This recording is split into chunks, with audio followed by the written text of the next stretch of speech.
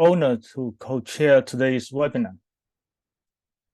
As a principal research fellow at the National University of Singapore and director of its Protein and Proteomics Center, I bring a deep passion for scientific education and collaboration. I'm so proud to be part of the HUPO Education and Training Committee, ETC, which underwent a transformation in April 2022. We at HUPO ETC are driven by the belief that sharing and perpetuating knowledge is key to nurturing the next generation of leaders in our field.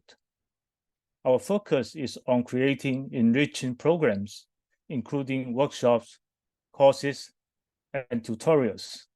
These initiatives are designed to enhance the professional development and scientific understanding of HUPO members, while also fostering collaborations, co-marketing major events, empowering emerging authors and publishers, and ensuring high-quality education through the translation of training materials.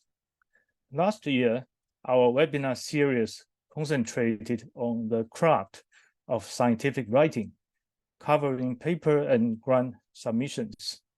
This year, we are excited to launch a new series centered on proteomics-related technologies, starting with today's session.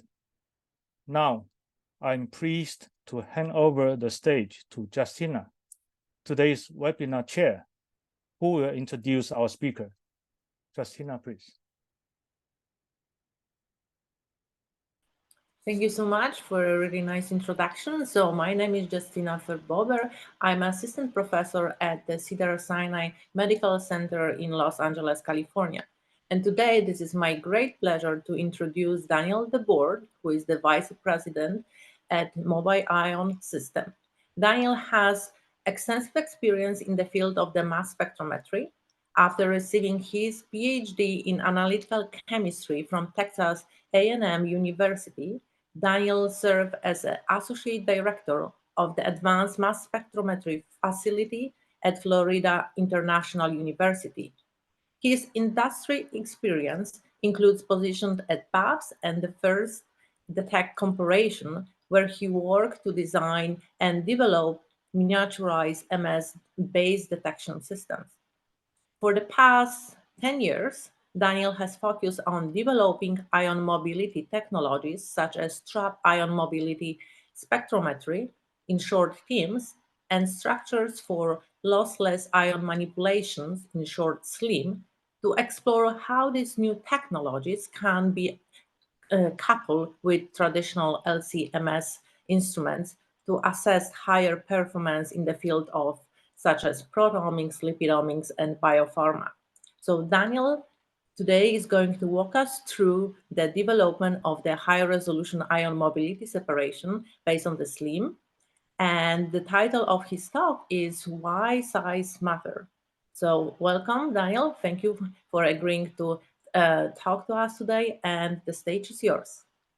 Excellent. Thank you so much, Justina. I appreciate the invitation to speak, and I'm looking forward to sharing some of the work we're doing to advance ion mobility for proteomic analysis.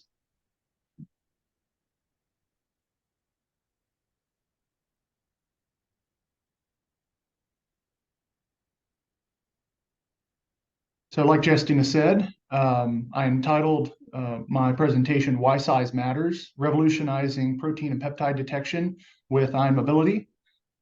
And what I intended by that is that often there are challenges in the analysis of protein and peptides that is not fully served by existing techniques, particularly LC-MS analysis, where the focus is on the mass spectral answer, or measuring directly what the mass of the ions are.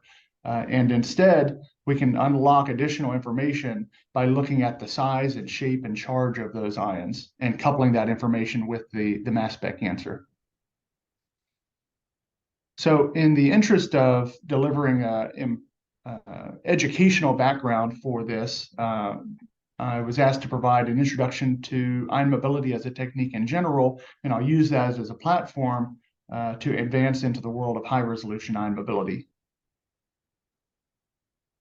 So ion mobility is a gas phase, size-based separation that in its many forms boils down to the idea that if we take ions and pass those through a gas and under the influence of an electric field, that different ions will take different amounts of time to travel through that chamber. And so here we're showing a simple example of tert-butyl alcohol and N-butanol. These ions have the same molecular weight, and so to a mass spectrometer, they will give you the same molecular signal. But when we analyze these by ion mobility, because the tert-butyl alcohol has a more compact structure, it will pass through this background gas chamber in a shorter amount of time. And that's what's represented by the mobility traces on the right side. And one additional unique feature of ion mobility is often we can calibrate or directly calculate the size of these ions. And what I mean by size here is if you take these molecules and you rotate them in three-dimensional space, there is an interaction cross-sectional area that determines how frequently they will collide with the background gas. And so it's easier to think about the separation of these molecules based on size if we correlate that with their cross-sectional area. And that is typically measured for small molecules using the units of square angstroms or square nanometers for larger molecules. Ion mobility has a long history. This is a figure from a nice review article from the McLean Group at Vanderbilt University. And what you can see is that it harkens all the way back to the 1800s. And so this was developed in parallel with mass spectrometry techniques. So Thomson and Rutherford are big names in the mass spec origin story. And they also hold a place in the ion mobility story. And what you can see is what's plotted on the left here is the number of publications in each of these areas. And so you can see for a long period of time, there was implementation of ion mobility, but not significant growth. And it wasn't until the 1990s and 2000s where ion mobility began getting integrated with mass spectrometry that the utility really exploded. And so its application in biological applications has also led to the significant expansion of ion mobility investigation. Starting in the mid-2000s, there were a number of commercial developments that made ion mobility techniques more widely accessible to researchers around the world. And so I've pulled out some of the major milestones along the way for commercial development of ion mobility mass spectrometry. So in 2006, Waters introduced the first traveling wave ion mobility systems, and this was coupled to a QTOF mass spectrometer. Thermo Scientific also introduced the original FAMES interface, and I'll talk a little bit more about what FAMES is in a bit. That was in 2006. 5 years later, SCIEX introduced the differential ion mobility spectrometry technique that is trademarked as Selexion. And then in 2014, Agilent introduced the commercial drift tube ion mobility system, which has some unique capabilities in terms of measuring accurate collision cross sections based on direct calculation. In 2016, Bruker commercially introduced the timsTOF platform, which is based on trapped ion mobility spectrometry, another version of the ion mobility measurement. And then in 2021, the company I work for, MOBIE, introduced another form of ion mobility based on a technology called structures for lossless ion manipulation. And the name of that product is called MOBIE. So I mentioned a number of different types of ion mobility technology, and those are shown on the screen here. And really what varies between these is the way in which we are making the separation occur. And it all boils down to, again, the difference in the cross-sectional area of the ions but there are a variety of different ways that we can manipulate the electric fields and, in some cases, gas flow to cause these ions to separate. Doing the separation in these different ways unlocks unique capabilities. And so there are differences as we look across the different types of ion mobility in terms of the resolution they can provide, the speed that they operate at, whether or not they can analyze the full spectrum of sizes at the same time, and whether or not they act as a filter device or a spectral analyzer. And so there's a wide range of utility across the different types of ion mobility devices. And I've got some animations in the next screen that give you just a sense of the different types of separations that can be achieved. So when you initially start learning about ion mobility in its basic form, it is based on the drift tube ion mobility approach. And here the idea is that we have a static gas in a chamber, and we have an electric field that is applied to ions. It's a DC electric field that causes them to move from one part of the chamber to another one. And then we're simply going to measure how long it takes them to arrive at the end of that chamber. And what you'll see is here the different colored circles represent ions with different collision cross-sectional areas. And what I'm showing is that the arrival time distributions for these will correspond to those sizes. And so we can use that information to then extract that physical cross-sectional area of the ions, but also to achieve a very fast separation of the ions that is compatible with the timescale of mass spectrometry analysis downstream. The field asymmetric ion mobility spectrometry is a different type of ion mobility separation, where the goal is to filter ions so that only ions of a certain type can be transmitted through the device. This technology has been commercialized by Thermo and SciEx as front ends for their mass spectrometers to improve the sensitivity analysis, primarily by reducing the noise. So in this case, you can remove background components that may serve as interferences if you're using LC-MS alone. Trapped ion mobility spectrometry is a technique where we use a moving gas flow, so you can see the gas moving left to right, and we use an electric field to oppose the gas flow. And so I'll play this video again, and what you can see is that ions will adopt a position within the tube, the funnel, at which they counteract the balance of the gas flow and the electric field. This electric field then can be reduced to slowly elute those ions to the mass spectrometer for detection and identification. And one of the interesting characteristics of TIMS is that you actually invert the separation. So if you look at the colors comparing drift tube to TIMS, you actually see an inversion where the largest green ion is actually eluted first from the ion mobility analyzer. So that's just a unique difference as compared to drift tube analysis. And then coming to traveling wave ion mobility spectrometry, this is akin to the drift tube separation, with the primary difference being that rather than using a DC gradient to propel the ions through the static gas, we use traveling electric waves to propel the ions. And this has some unique benefits that I'll highlight in a few slides. So the technology that I primarily work on these days is called structures for lossless ion manipulation. It's a technology that was originally developed in 2014 at Pacific Northwest National Laboratory from Dr. Dick Smith's research group there. And it is a technology that leverages traveling wave ion mobility spectrometry, but implements it using printed circuit board technology.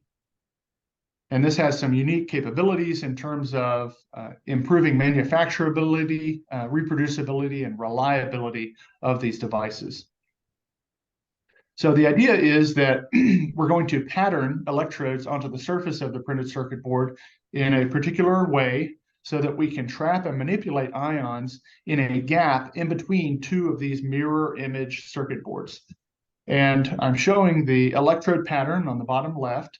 And you can see that there are a variety of different electrodes. Some of them serve to trap and confine ions in the lateral direction. Some of them will levitate the ions in between the two boards in the gap. And then the traveling wave electrodes, which are the rainbow colored electrodes, serve the purpose of propelling the ions through the path. And one of the unique capabilities of the SLIM technology is that it actually has the ability to cause ions to turn around corners. And this may seem, unuseful until you see how we can leverage that to increase the length of the separation within a fixed linear distance. So if we take these 180-degree turns and we put them back to back, what you'll see is that we can greatly extend the distance over which these ions are caused to travel in a short linear distance. And so this allows us to increase the path length of separation, which, if you think about liquid chromatography, increases the peak capacity or number of effective plates. And so we can achieve higher resolution and resolving powers in that size separation by increasing the path length. And the PCB architecture on SLIM is really what unlocks that capability. So how long does the path length need to be? Well, we can look at a few examples of isomeric species to get a sense for what path length gives us in terms of resolution. So on the left side, we're highlighting a few different isomeric pairs of ions. So we have a pair of glycans, a pair of peptides, and then here a pair of lipids. And each of these have some isomeric difference that causes a difference in the size of the ion in the gas phase. In the top case, the glycans, the only difference is that we're taking this last sugar ring and it's closed versus open. And that creates actually quite a difference in terms of the size of the ion. So this is about a 2% difference in the collision cross-sectional area. So this is something that you might think about, the difference between the cross-sectional area of a volleyball versus a soccer ball might be on the order of about 2%. And so using a 13-meter or 42-foot SLIM ion mobility path length allows us to separate these ions with this degree of resolution between the species. This delivers a resolving power on the scale of about 280 to 300, and it gives us quite a bit of separation between the species. On the right side, you can see where this is plotted. So in terms of a 13-meter path length, this gives us a resolving power of around 280.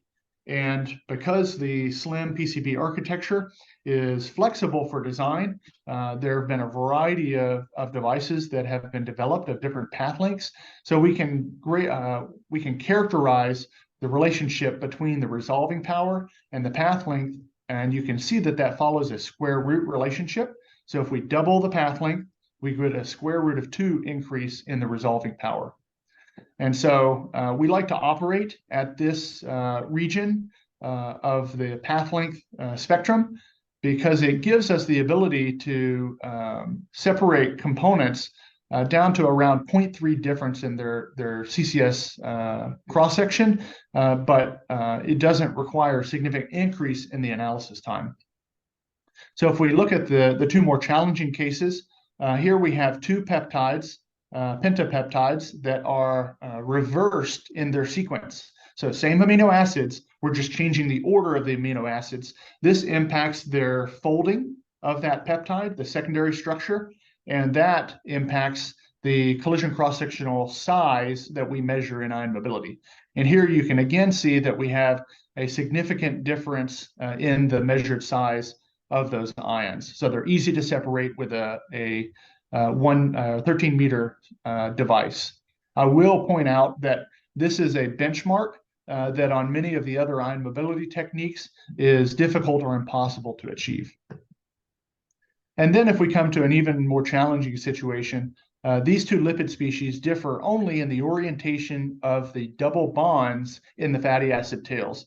So here we have cis coordination of the double, And then in the bottom example, these are trans configuration of the double bonds.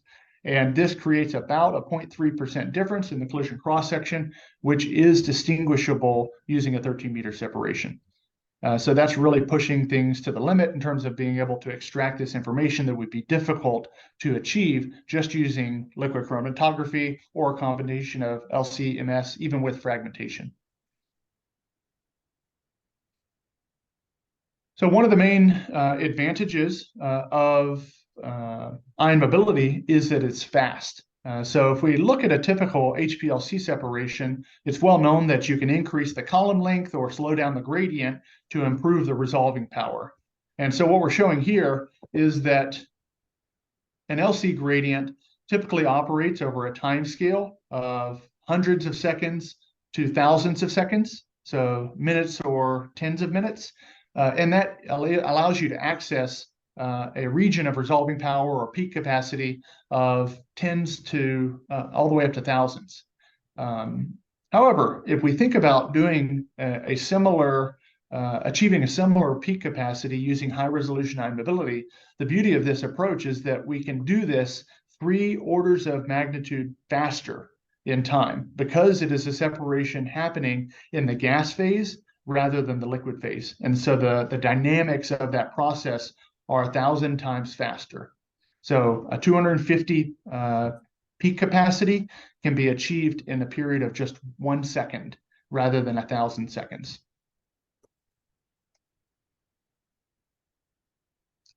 So one other important difference, if we're comparing ion mobility or assessing ion mobility as a pre-filter or pre-separation prior to mass spec detection and analysis, is how reproducible is it?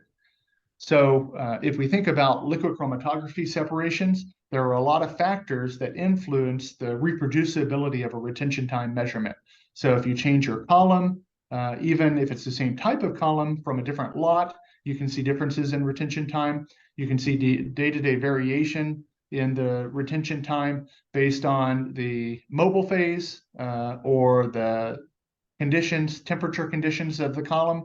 So there are a lot of factors in the chemistry of that separation that impact its reproducibility. And so we typically think of LC retention time to be reproducible on the scale of a few percent from system to system or day to day. And that's pretty good for LC. However, with ion mobility, we can calibrate this arrival time separation axis, which is equivalent to the retention time, using a series of known standards to achieve that axis unit conversion to a collision cross-section. And the wonderful thing about that is that we can take data collected under different conditions or on different systems and align the features in that data set to a very high level of precision. So here, with a 13-meter ion mobility separation, we're able to achieve reproducible axis separation better than 0.25%. So that is easily 10 times better, sometimes 100 times better than what is achievable in terms of peak reproducibility in the liquid chromatography domain. So if we actually start looking at some data, this is what you might think is a typical LC-MS data file where you've got the LC separation of a mixture in the top panel, and then the mass spectrum for one of those data points along the time axis in the bottom. But this is not an LC-MS data file. This is actually an ion mobility mass spectrometry data file where each of these data points represents a full mass spectrum. And this separation, where you can see the unit axis, it's a little small, but the unit of 1 corresponds not to hours or minutes, but instead 1 second. So this degree of separation, while also collecting full spectrum mass analysis, is achievable within a period of 1 second. So it's an incredibly fast, incredibly powerful technique for increasing the peak capacity for the analysis of complex mixtures or pulling apart isomeric challenges. So there's a long history of integrating this technology with mass spectrometry, again, starting back at Pacific Northwest National Laboratory in 2014. So at the time, that integration was performed on an Agilent time-of-flight mass spectrometer. A couple of years later, a team at the University of Washington, this is Matt Bush's group, integrated SLIM with a Waters QTOF. And then starting in 2020, the MOBIE company was formed to work on the commercialization of the SLIM technology. And as part of that, we developed a prototype system that integrated SLIM with an Agilent QTOF mass spectrometer and demonstrated the first example of also coupling in collision-induced association fragmentation approaches. We then expanded beyond TOF analysis to demonstrate integration of SLIM with a triple quad. This was an Agilent triple quad in 2020 to provide high-resolution ion mobility analysis for differentiating interferences in a targeted analysis. And then in 2021, the first commercial SLIM device was launched, again named MOBIE. This is designed to integrate with Agilent QTOF mass spectrometers. In 2022, we demonstrated a prototype integration of SLIM with a Perkin-Elmer triple quad. And then also in 2022, we introduced the first integration of SLIM with Orbitrap mass analyzers. So as you can see, SLIM has been integrated with more types of mass spec than any other ion mobility technology or ion mobility system. And for the rest of the talk today, I'm going to focus on two different configurations. So integration of SLIM with a QTOF mass spectrometer and with an Orbitrap. They provide some unique capabilities.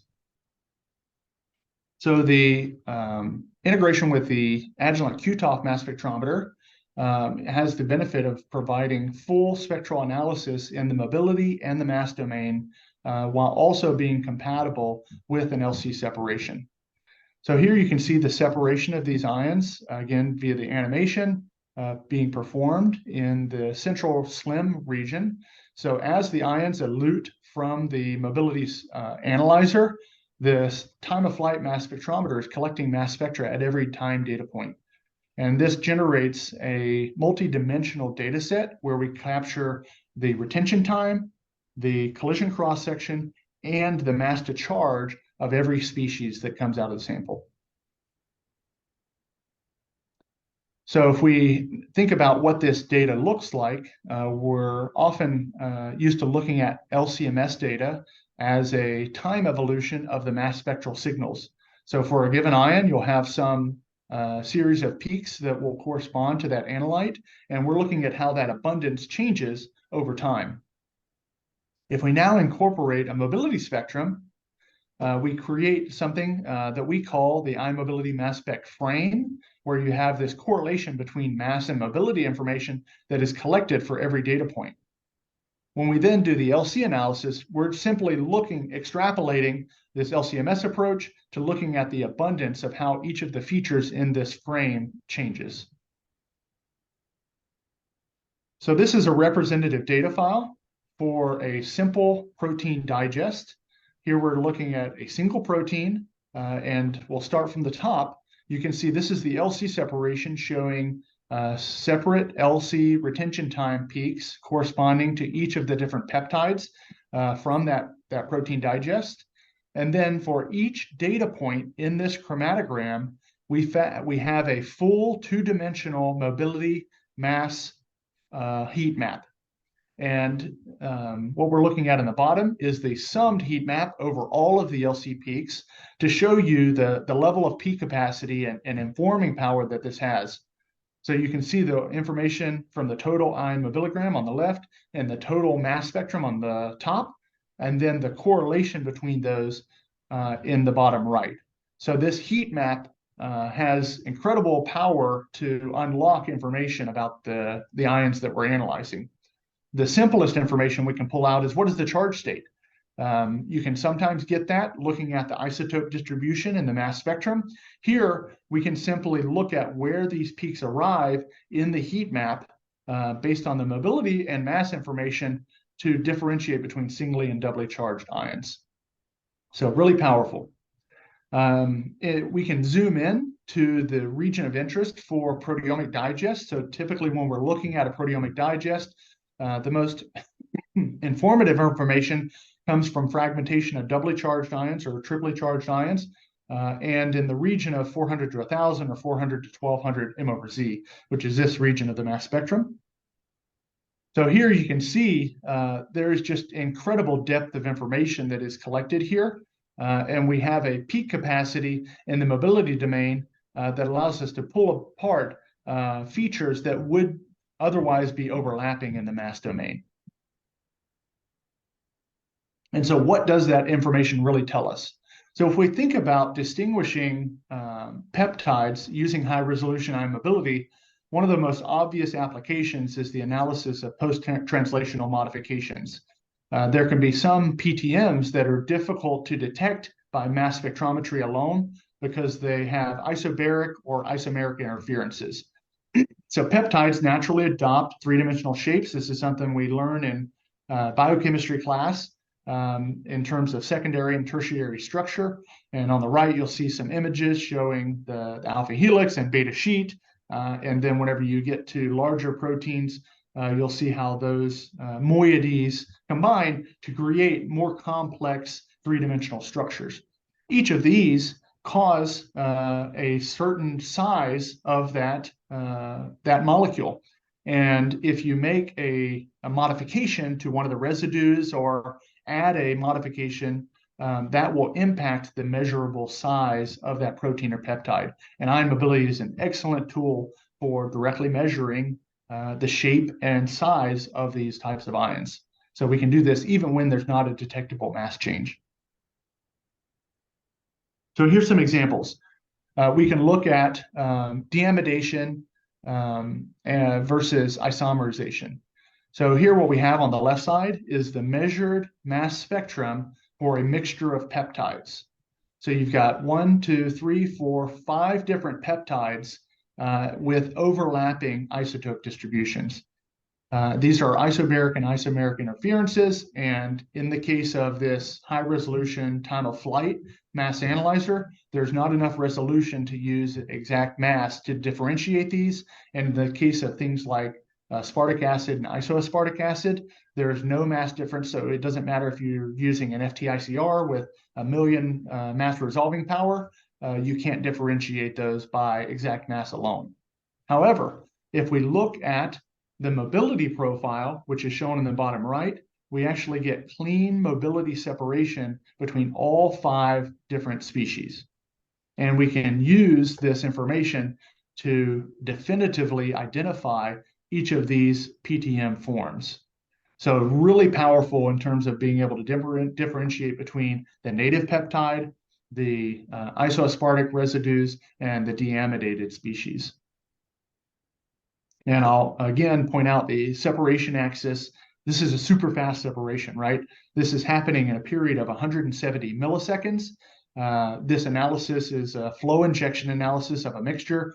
This was done as part of a 20-minute LC gradient, but the base mobility separation happens in less than a millisecond, or less than a second. And the LC separation of these species occurs over about a 1-minute period. So the beauty of the ion mobility separation also is that it is not dependent on achieving LC separation.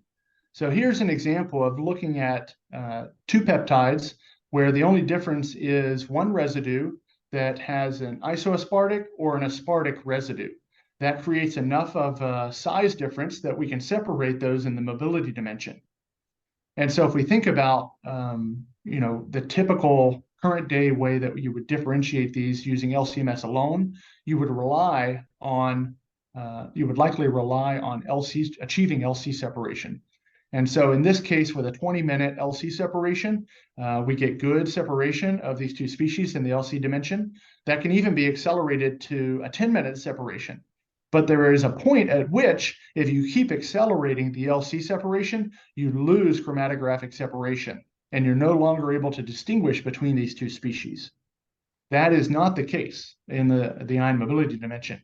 Here we're showing overlays of the ion mobility profiles for these species from the 20-minute LC run, the 10-minute LC run, and the 5-minute LC run. And you see that the ion mobility separation is largely unaffected. So we can reduce the reliance on that LC separation for identification. How about D and L amino acids? We all know that D amino acids are biologically relevant, and almost every amino acid in your body is of the D form. And so if you see L form, that may point to a non-biologically relevant peptide or amino acid source. And here we're talking about the chirality of an individual amino acid. So here, this is demonstrating a mixture of 4 different peptides. So we've got the native form and then D amino acids at different points along that peptide sequence. And what you can see is that the mass spectrum doesn't tell us a whole lot, right? Because these have all exactly the same isotope profile. They have exactly the same isotopic mass. However, in the mobility dimension, we're able to differentiate between the different D amino acids. And this separation is highly reproducible. So again, I pointed out LC separations we can count on 1 to 10%. Here we're achieving percent RSD changes in the measured arrival time, or CCS, of these species of below 0.1%. So incredibly reproducible and reliable in terms of being able to identify these species. All right, one more example for peptides. We can look at citrullination, which is an important biological process for regulating enzymatic activity. Here we're looking at a mixture of 4 different species. And one of the challenges of detecting citrullination is that it overlaps with the isotopic pattern of the native species and can overlap with deamidated post-translational modification as well. So it's a difficult one to determine whether you have a deamidation or a citrullination. And so what we can see is, using, again, the mobility dimension, we can cleanly separate all 4 of these peptides that would otherwise be overlapping in the mass domain. What about larger species? So if we look at intact proteins using this ion mobility technique, what value can that give us? So here we're looking at a simple proof of concept showing a mixture of 2 different proteins. We've got human serum albumin, which has a mass of 66 kilodaltons, and human transferrin, which is at around 80 kilodaltons. This is analyzed in a matrix of human serum. And you can see that if you extract a certain time domain in the LC, you can get this overlapping mass spectrum. There are techniques for doing deconvolution to recover the intact mass based on the mass spectrum alone. But let's look at what the ion mobility dimension can provide in addition. So here is the ion mobility heat map showing the mass and mobility distributions of the HSA and transferrin. And what you see is that when we incorporate the mobility domain, we can actually cleanly separate the HSA from the transferrin in the heat map plot. And we can then post-process this data to extract the mass spectral features that correspond to only one region or the other. So if we take that original mass spectrum and apply this polygon extraction based on the mobility information, we can extract this region of the spectrum that shows only the HSA features or only the transferrin features. So it really allows us to increase the specificity of this analysis. And this is just a proof of concept showing how the technique works. But now if we go into a real world example, here is lactoferrin, where we're applying the same approach. And in this case, lactoferrin has different glycovariant forms. So what we're changing here is glycans that are attached to this lactoferrin protein. And the degree of glycosylation impacts the size of the protein. And we can use that information to then extract different intact deconvoluted mass spectra based on the polygon extraction features. So we can use this to improve the mass measurement of the intact species, improves the identification of that lactoferrin, and allows us to pull out the degree of glycosylation, which impacts the efficacy of this protein. So at this point, I'd like to shift gears and talk about this SLIM Orbitrap integration. This is a prototype device that I'm showing on the image, a collaboration with Thermo Scientific to integrate a SLIM prototype system with the Orbitrap Explorers 480 mass spectrometer system. Here you can see a diagram of that device with the green elements being the prototype parts that we've added to the system. We have a degree of synchronization that allows us to achieve a fragmentation workflow that is somewhat novel, where we can incorporate the ion mobility dimension while also achieving really good fragmentation information. And so this allows us to then move into the realm of bottom-up proteomics, and in particular, boosting the sensitivity of low-load proteomics is the focus of this prototype device. So in a typical Orbitrap analysis, we can think about it as having two main phases. We accumulate a packet of ions, and then the Orbitrap will scan through that packet of ions to generate a mass spectrum. They will then collect another packet of ions using the ion time or the fill time, and then scan through. When we're doing ion mobility with SLIM, we have a unique capability to store up ions for a much longer period of time.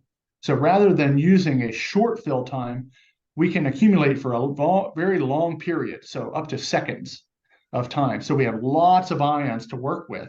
And then if we perform the mobility separation, signified by the different colors here, and collect mass spectra corresponding to each of those mobility time segments, we can enhance the sensitivity of this analysis, because we have more ions of each type that are introduced to the mass spectrometer at a given time. So this time, to give you an idea of the time scale, this separation can happen on the time period of 500 to 2,000 milliseconds with a 13-meter SLIM device. Each Orbitrap scan, depending on the resolution, corresponds to 16 to 128 milliseconds. So there are two main differences in the way that we're performing the experiment. We're adding two steps in this workflow. So typically when you're using mass spec only, you would ionize, perform your isolation where you're with a quadrupole, where you're removing certain types of ions from the ion beam, and then you fragment the target ion and you measure the mass spectrum. But why are we throwing away these ions? Is there a way that we can save them for further analysis later? Well, what if we accumulate lots of ions in SLIM, we then separate them so that they arrive at the mass spectrometer at different points in time, and then when we do our quad isolation, we're only enhancing the signal of this analyte without throwing away the other ones because they haven't arrived at the quad yet. And then when we perform the fragmentation and mass analysis, we have a boost in sensitivity. So this is a way that we can improve the signal to noise of the mass spectral analysis in the Orbitrap, and we can increase the effective duty cycle of operation by not wasting any ions. So we can demonstrate this capability using a simple peptide standard. Here, this is the Pierce retention time standard. It includes 15 different peptides, varying in size and polarity. And what we see is that by varying that ion accumulation time in SLIM, we have exquisite control over the sensitivity and signal intensity of those species. So this is ramping through different fill times and showing just the raw intensity for 5 different peptide signatures. If we actually measure the increase in the signal intensity as comparing the SLIM methodology versus what the signal intensity would be for this dilute sample using mass spec only, we have almost a 200x increase in the measured signal intensity. So you have very low intensities for this dilute sample if you're looking at mass spec alone because of the short fill time. If we increase the fill time, store up lots of ions, we get over 100x improvement in the sensitivity. What about LC and more complex samples? So we integrated with an EvoSep on the front end to start doing proteomic analysis. Can we achieve similar boosts in sensitivity on an LC timeframe? For this demonstration, we used both the Sigma-Aldrich qual-quant mix, which is a mixture of six different tryptically digested proteins, as well as a HeLa digest to demonstrate more complex samples. At this point, it's important to introduce the context of the MS-MS workflow. So when we're applying quad isolation, we apply that corresponding to a specific arrival time. So this is the heat map where we're most interested in the doubly charged ions, which appear here. We're going to align our quad isolation and arrival time windows so that we're selecting those ions out of the ion beam.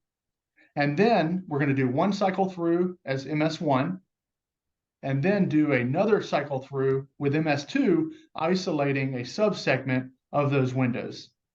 We can repeat that to gather additional subsegments of the profile.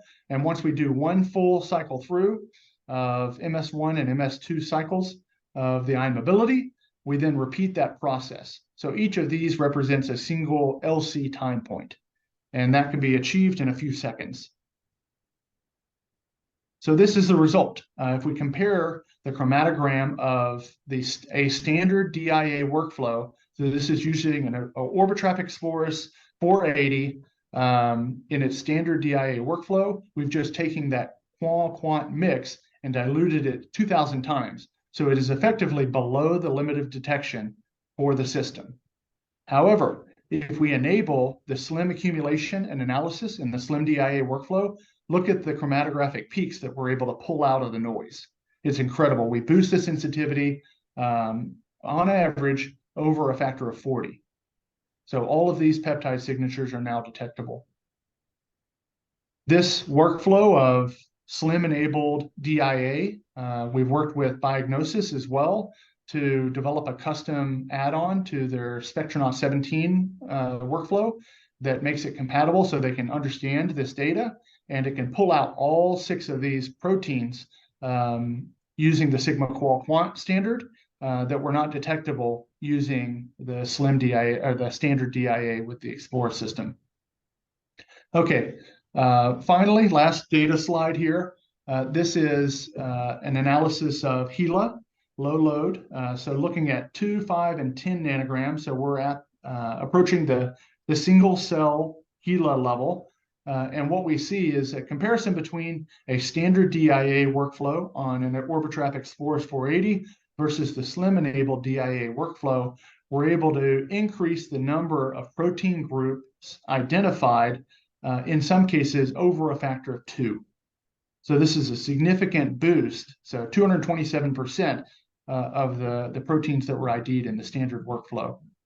And it's not just identifications, we maintain the ability to quantitate these protein groups as well. Here you can see at each of those load levels, the degree that were quantified with better than 20% or 10% accuracy. So in summary, I hope I've been able to demonstrate that ion mobility can enhance the performance of mass spectrometry workflows. I've introduced SLIM as a new ion mobility technique capable of fast and high resolution separations. High resolution ion mobility can improve the differentiation of challenging peptide post-translational modification forms. And SLIM can be used to enhance the sensitivity of low load proteomics using this type of SLIM DIA workflow on an Orbitrap system. So at this point, I'd like to invite any questions. I appreciate your attention. Thank you.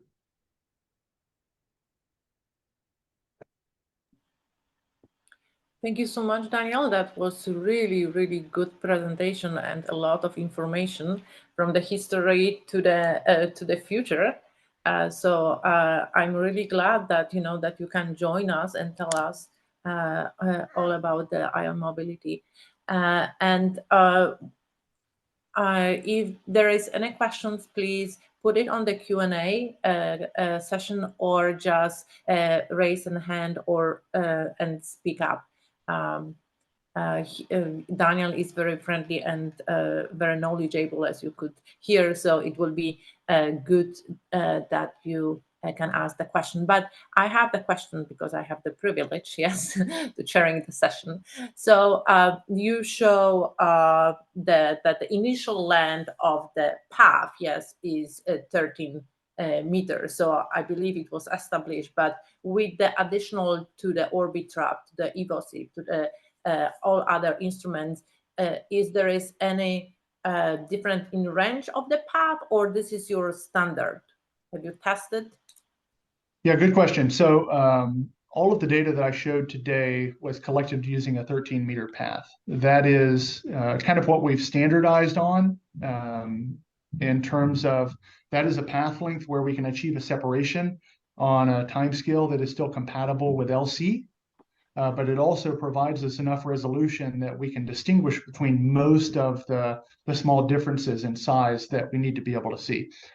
There are always exceptions where you want more resolution, and it has been demonstrated that you can do things like multi-pass SLIM, where we can send the ions through one path and then send them around again to the beginning to keep going around multiple times. And using that approach, the team at PNNL has demonstrated that it's possible to achieve a resolving power in the thousands. So they can separate things like isotopomers, which is looking at, I've got a carbon-13 atom in this place on the molecule or this place on the molecule. So it's really mind-blowing in terms of how far you can push that. Cool. And there's a question from the audience. The question is, when will the thermal version be available, and what is the incremental cost? Yeah, good question. So at this point, all I can say is that we've demonstrated the capability of integrating SLIM with the Orbitrap platform. And so if you're interested in seeing a mobile ion SLIM product on your Orbitrap, I would encourage you to talk to your Thermo sales rep. Okay. So following this one, yes, about the instrumentation, we also talk about the bioscience and the software, yes, to understand the data, because we are not useful, yes, to obtain so much data. Yeah. And so how can we handle it? And if the bioscience is the one that we also have to knock to their doors to help us? Right. Yeah, so there are a couple of ways to think about this. We are keen to simplify the data as much as possible up front. And really it comes down to designing workflows that address the need of the analysis. So in some cases, if it's a target analysis, and I know I'm looking for this particular post-translational modification, and I want to differentiate it between the other one, I can leverage that information up front to just extract those features. And then I'm just looking at the integrated peak area for those signals. And so we can reduce the dimensionality and reduce the complexity of the information by knowing what we're looking for. If not, we can then think about it. If it's an untargeted analysis, there is a feature extraction step where we rely on an algorithm to say, okay, what are all the peaks that you see?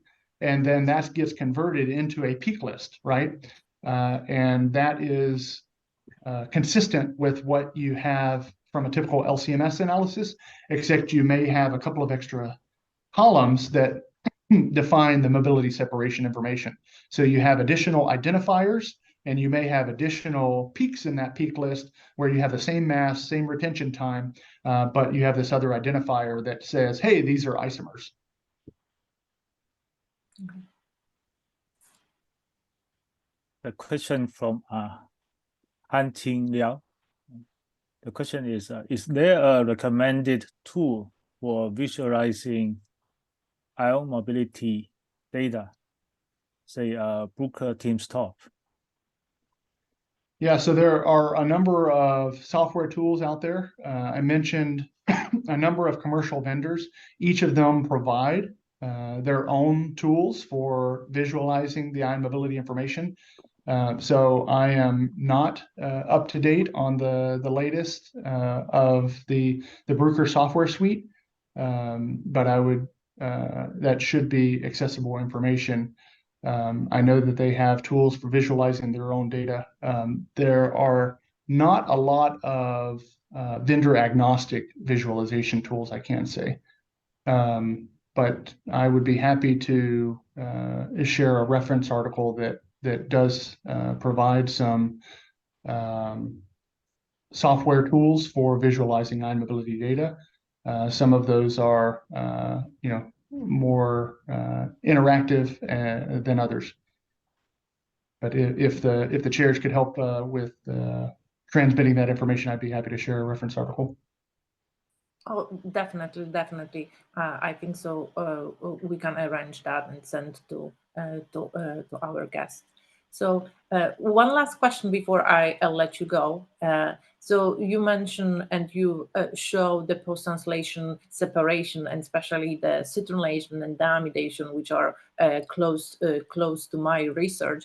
So, and maybe you cannot, but is there anyone who is working or doing the histone profile of the post-translation modification? That's the protein that has all.